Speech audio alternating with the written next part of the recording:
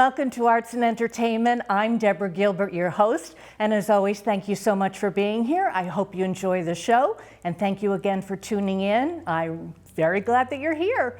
Well, we're going to highlight the Madison Arts Barn, and Emily Webster, the Vice President of the Board of Directors, and Ricky Klaskin, the Media and Data Coordinator, are both my guests, and they're via Zoom today, so I hope that you enjoy getting to know them.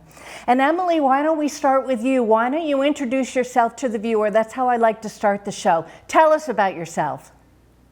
Hi there, my name is Emily Hope Webster. I'm a mother of four. I'm a theater educator, and I've been affiliated proudly with the Madison Arts Barn for about a little over 5 years. I started out as a mom whose children participated in programming, and then because of my love and enthusiasm for their programming, I joined the board, and then a couple of years later, the executive board. What brought you to the Madison Arts Barn was you being a mom and your children being there. Tell us what it was like for your children to be there at the Madison Arts Barn. So I moved from the West Coast to Madison in 2008, and Madison Arts Barn was the epitome of the community center that I was looking for when moving from a more metropolitan West Coast life to rural Connecticut. It was the hub of exactly what I was looking for. So I quickly got my kids involved in classes, and then when they were school age, into school dances. And then I credit one of the staff members, Miss Amy, for really changing and informing one of my son's lives at a very pivotal time in around between 5th and 7th grade, middle school. And then he got involved in theater through her encouragement. And when I saw that relationship facilitated in him such confidence to join into programming, and then that I saw that the programming was so robust, I was like, oh yes, I will do anything I can to support and promote the Madison Arts Barn. Okay, Ricky, let's also ask you, why don't you introduce yourself to the viewer? Tell us about yourself. Hi there, I'm Ricky. I am about to be 25 years old. I was born and raised in Madison, Connecticut, and I attended my first event at the barn when I was just 5 years old. Now, the barn is celebrating its 25-year anniversary this year, so I had been starting with the barn 20 years ago, really. So that was when I did my first theater camp there, and I've actually been performing ever since. I'm an actress, writer, and producer. I'm currently based in New York City, but I have kept a really close relationship with the Madison Arts Barn kind of throughout my years, and all through middle school, high school, I did arts programming there, worked on theater projects, and it was such an enjoyable theater kid upbringing that it led me to study theater in college and keep pursuing and being involved in theater after school. And now I work part-time with the barn, doing less artistic but still very important things, helping them keep track of information for grants and posting to social media and things like that nature. And I've also gone in to work a couple theater camps and be a counselor and an instructor and performer from time to time, helping out at their other programming. So I've kind of seen it as a child and now as an adult staff member and through all the different phases in between. And I've just loved my time at the Arts Barn so much. Ricky, are you also saying that the Arts Barn got you involved as an actress when you were small? Did you decide that that's what you wanted to do growing up? Yeah, so when I was 5 years old, my older sister was in a play. That same year, my younger sister was born, so I became a middle child. And my sister was up on stage getting all this attention, being clapped at. I was like, wait a second, if I go on stage, I can get attention. Put me up there. So that was when I started, literally when I was in preschool, I was going to a theater summer camp at the barn, and I had started that. And then as it kind of snowballed, again, at first, it was very much for the fun, the attention, the singing, the good vibes. It was more when I was in upper middle school, when I had participated in some more meaningful roles at the Arts Barn. And we used to do a lot of murder mysteries during the school year. I did some like improv character work. That was when I really started digesting theater as an art and got very excited about pursuing it in my professional life. So I do credit the barn a lot for my theater journey. And Emily, I think that people will probably say, I haven't heard of the Madison Arts Barn at all. Can you tell us what it's all about? The Madison Arts Barn is primarily about community and bringing in as many people from the community as possible. It's a really inclusive environment.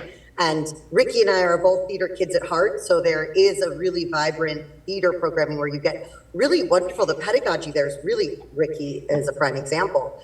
We get really great training and really great teachers. The production quality of the performances are exceptional. But I also want people to know that the Madison Arts Barn is also about the school dances, the summer camps, Messapalooza. There's really a place for everybody. There's robotics. So though, again, theater will always have a very special place in my heart, there's really something for everybody at the Madison Arts Barn. And on the board, we work really hard to find programming and devise programming and hire people that will help to attract a lot of our community members.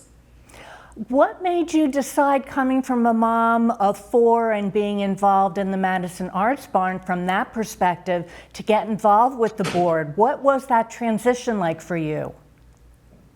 It was really, again, predicated upon the relationships. Ricky is included in this, and then the other people that are staff members and board members. And I really wanted to feel like I was part of a governing community, like that I could help to make decisions to support the barn. And so when my child was no longer participating in it, I still wanted to have a claim and a stake to the programming and the events. And because of the tight relationships that I had formed with the staff and the other parents, I wanted to get more involved. Ricky, can you tell us about the building itself? Where is it in Madison? What does it look like, so that the people understand what it's all about? So the address is 8 Campus Drive in Madison. That is right in the town campus. So if you head into the town campus complex, you'll pass through 2 sports fields. If you take a left towards the police station, and then once you pass the police station, take a right, you'll actually see the building right up on the hill. It's pretty much a 1-floor building, but it is in the town facilities, but it is not a town-run facility. Like Emily points out, it's the Friends of Madison Youth Board that runs the barn, which means that although we're based in Madison and we have a focus on the Madison community, it's actually the larger shoreline community that we service. Our doors are really open to people from all over the shoreline, and you'll notice that we have a nice big parking lot available to us at the actual facilities. So it makes itself to be a very inclusive space that we can get people from all over Connecticut to enjoy our programming. That's a good question, that people can come from all over the area. Is there an age range of that is entitled to be able to participate at the barn? Yeah, so the participation ranges depending on the program or event. We do so many different programs and events, some of which are open to kids super young. For example, our Ties and Tiaras dance, which is one of our family dances, which we do multiple throughout the year. We have one coming up in October called the Monster Bash, which is like a Halloween dance with costumes. That is open to families, and kids can be really, really little as parents want to bring their kids. You know, we don't tend to see a lot of infants because it's a family dance, but it's open to really young. But then when we get into certain actual performance programs, our Mad Barn Minis theater program is open to kids as young as 4 to 8 years old. Then we have some other programming, different workshops and camps that are open to students who are more ranging anywhere from like 1st grade. Then we go up to 8th grade for the summer camps. Then in our theater programs, we have 2 main stage musical and a straight play happening this year, which is really exciting. So we're gonna have a younger cast of like 1st grade through middle school, and then an older cast doing a musical. They'll be like middle school through high school. And then even past high school, although a lot of our programs are good for high schoolers, specifically our theater main stage shows and our theater workshops tend to be open. A lot of older middle school and high schoolers hop in. Our main stage workshops, but I was saying beyond our main stage workshops, we have a lot of leadership opportunities. So even after students have finished their, going through, maybe they've kind of aged out of doing the shows or doing the camps, they can come back in partial leadership roles and work on their mentorship abilities, and they can be counselors in training or counselors and work on that. And I know Emily's son has done a good amount of that as well. So it's great, and I did it too, to go from a participant to a quasi-leader. We don't give the high schoolers full range, they're not in charge, but they're great counselors and they help out and become mentors. I think it's a great metaphor for what the barn offers, that you can start very, very young and that you could see that the opportunities can continue to expand. So you're never aged out. There's really nothing that prohibits you from continuing to grow as a person. And so then you like yourself, you like your community, and it's been a really positive experience for my family. I actually have to go right now, but I really appreciate this opportunity to speak about something that I love so much. And Ricky is a perfect ambassador to spread the good word. And it was a pleasure to get to know you, Deborah. Thank you so much. Well, Emily, thank you so much for being here. I appreciate it. I know you have to go back to class, so thank you so much. Thank you. Take care. Bye-bye. And I'm Deborah Gilbert. We're going to take a break right now. We'll be right back. Running out of time to renew your passport? Don't turn to phony websites filled with fake promises. It can take 6 weeks or more to get a passport. So if you plan to travel internationally, you might be looking for a site to expedite the process. But beware of scams. One Connecticut consumer recently reported to Better Business Bureau's scam tracker that when her local post office ran out of forms, she went to the internet to print one off.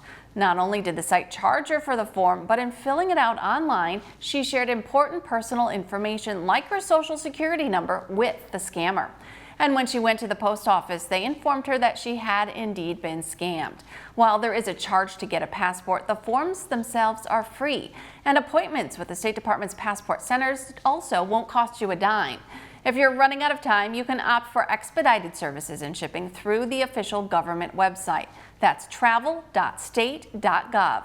And before you jet off on your next trip, visit bbb.org/travel for more tips.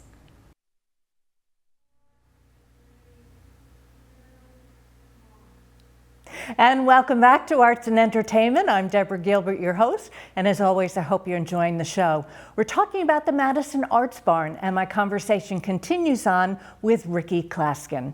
And Ricky, the website, which is madisonartsbarn.org, would you know what the viewer would find if they visit it? Yeah, so we actually just recently changed over to a new website platform, which is super exciting because it gets us a more robust database. But I know it's new to us, so it's very exciting. So if you really look up madisonartsbarn.org, it'll bring you right to our homepage. We have a lot of exciting things on the front there. It'll have different tabs about our programs and workshops, then our community events. We have a whole tab for our summer camps because it is such a big part of our programming. So I'll say our summer camps, it is 10 weeks of camp, but each week has a different theme. We found that this is the best way to get a little bit of everything for our community's needs. So we have themes that are theater related, but we also have weeks that are focusing on technology, visual arts. We also even have, Emily mentioned Messapalooza, which is a really fun, it's sort of like an arts and crafts week, but all the messy arts and crafts that your parents don't want the kids to do at home, right? So we have a whole thing about our summer camps and our whole productions, our Mad Barn Productions tab. We also have dances and socials. So those are more like the middle school dances and the family events. So you'll see things to do at the barn has all sorts of different tabs, but then we also have, of course, our About Us page, which has our mission and our vision statements, place to donate, place to buy tickets. We also have a lovely video that was actually made by one of the community members. She really loved what we did at the barn, so she put together a video kind of documenting our kids' reactions to the Willy Wonka Jr. process, which was one of our big productions we did last year. So there's a whole lot on that first page to greet you, and we say everything you needed to know about the barn is on that website. You can get to it. What about the future of the barn? I mean, you're saying it's been around for 25 years. Do they plan a year or 2 or 3 out as to their events of what they would like to do? Actually, not quite. Our plan is rather short-sighted compared to a lot of theater companies will really flesh out their plans far in advance. Because we are not just a theater company, we are really a community organization. We really like to go based on feedback from our community. So for example, the fall programming, we actually just finalized just a couple weeks ago, because as an example, every fall, we would go between doing a haunted house and a family Halloween dance, and we had a couple options. Well, based on what the community is reacting to and what they want is what we will actually go ahead and do. So this year we've found that community dance with the all ages family monster bash is the most exciting to our community. Same with our robotics program that we're offering this fall. We just this past spring finished the robotics program. That program actually started a couple years ago because we heard there was a need in our community for younger upper elementary school to like younger middle school students had wanted a robotics program but couldn't get it at their school. So that's why we came in with the robotics program, which now that it was so successful this past spring, they went to some awesome statewide competitions. We were so proud of them. Now we're excited to be able to officially offer it for the fall as well. So we go pretty quarter by quarter just because we're really evolving and identifying the ever-changing needs of our community's youth. What about the child to young adult that is aging out of the program? Are you finding that they're going on to college or into business and utilizing their experience from the Madison Arts Barn to move forward in life? Definitely. It's interesting too, the term of aging out, because we have such diverse programming that someone could age out of the workshops and maybe the summer camps. So then they become a kind of counselor or counselor in training at the summer camps, but then they're still in the prime age to have roles in the Mad Barn productions during the year. So it's kind of always growing. You never really age out of the barn, you just evolve, But throughout that whole process, starting as a kid, being involved in middle school, high school, whether it's just for a couple seasons or for their whole life through the barn, we really our biggest goal is not just to be enriching, but to actually guide the kids so that they have a safe space to explore in this judgment-free zone that helps them really build their confidence. Emily mentioned it. I saw it firsthand with myself and my friends at the barn. And now as an instructor and a staff member, I see kids come in feeling timid, and then they do 1 or 2 workshops, they build a robot with their friends, or they perform in the show, and they leave feeling so much more confident. They blossom, they grow. Even with our 1-week camps, kids come in feeling shy, but then they leave being able to put on a presentation and work on their public speaking skills. So there's so many core personality building moments that happen at the barn because of how wonderful the staff and instructors are really guiding the kids to be the best versions of themselves. So it definitely stays with them throughout college, helps aid their confidence and their interpersonal skills. All of those things get built at the barn. As the media and data coordinator, plus everything else that you do, tell us what your day is like. What are your responsibilities? Yeah, so it's funny being the media and data coordinator. I'm really kind of working with the people who are in the barn to gather content, so pictures or statistics or videos of the programming, testimonials. We have a lot of people who go through the programs who tell us about their experiences. So I'm doing those types of surveys and things and getting information that then I can use to disperse either through our media, our social media, our website, or through getting information to grants. Because we are a nonprofit, we run mostly on the generosity of our donors and also our partnerships with local organizations. Not only do we want to be a resource to our student body that we're meeting their needs, but we also strive to work with our larger community to be a partner with other local organizations and really kind of go hand in hand with the community as a whole. So we get great support from sponsors.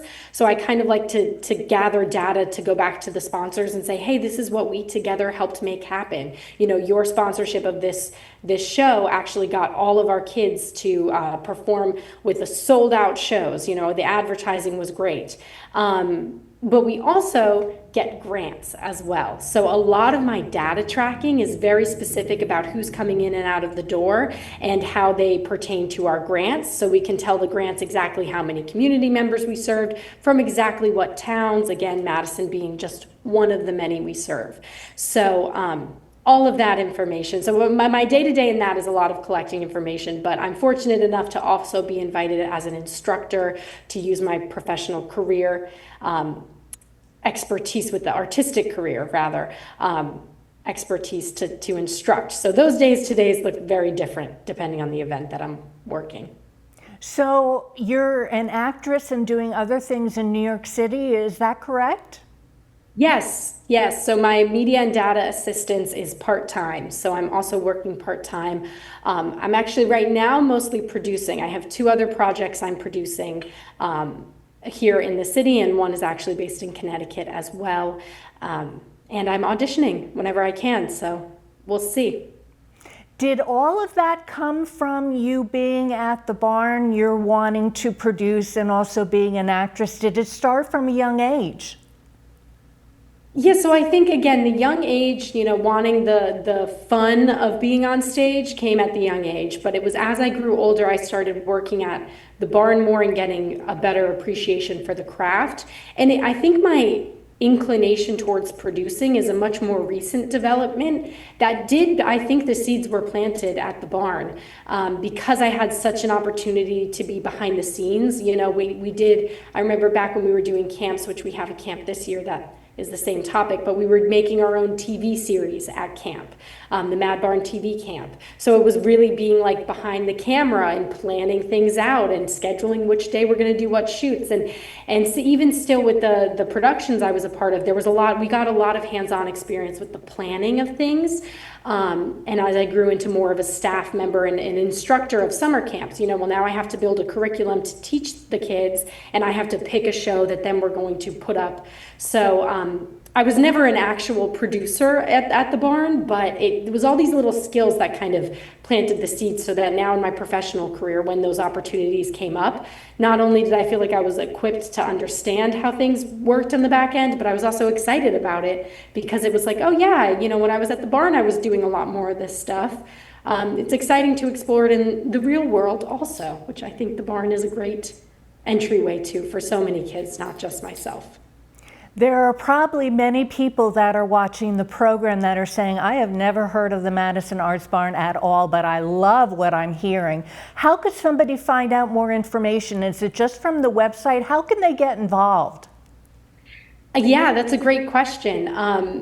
I would say welcome. Please come join us, whether it be for, we have a lot of ways to enter in because we have a lot of different events and programs, whether it be that you have a child who's student age who's looking for to fill a week of summer camp or maybe just a couple day camps around the week of July 4th. That would be a great introduction. You get into the building, see what we're all about. Or if you're an adult who has maybe even adult children, there are so many awesome events for the community as a whole. We do have our 25th year grand gala that we're doing this year. So that'll be an exciting entryway to kind of see an overall review of what the barn's been up to for the past 25 years. You know, it'll be an exciting event. But all of this you can get the information for on our website, but also our Facebook. Our Facebook is just the Madison Arts Barn. And it's a great way to see, we kind of post for all of our different events as they come up, and there's links to everything there.